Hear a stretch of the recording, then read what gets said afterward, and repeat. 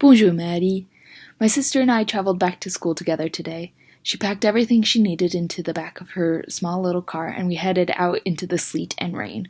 I have 3 times packed up my whole life into one car to move across the state, and I have always felt like I was putting my whole life into a suitcase.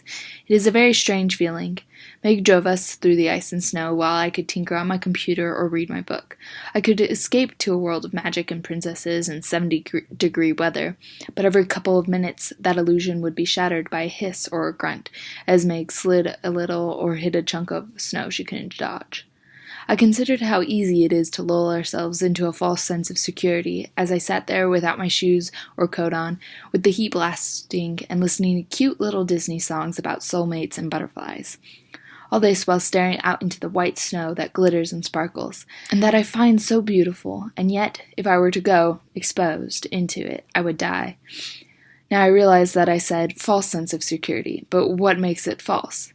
In that little car with a working heating system, I am safe from hypothermia and exposure. That is a reality.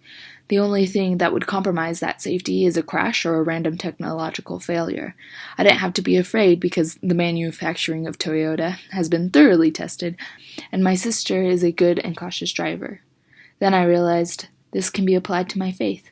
The world is a cold and unforgiving place that does not care if I live or die. Going out into it without protection would surely end in my destruction.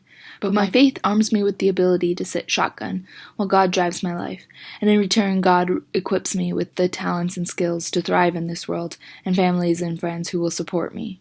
I wouldn't go out naked into a snowstorm, nor would I try to drive all the way to school in my dad's old junker truck. In the same way, I do not go into life ill-equipped. I go with the strength of God who has shaped mountains and hung the stars in the sky. Au revoir, sister. If you couldn't tell, I was trying to mimic the Vlogbrothers visual essays called Thoughts from Places.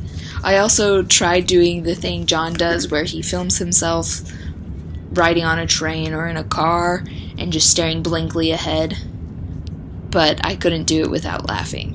P.S. Here's Megan eating a train.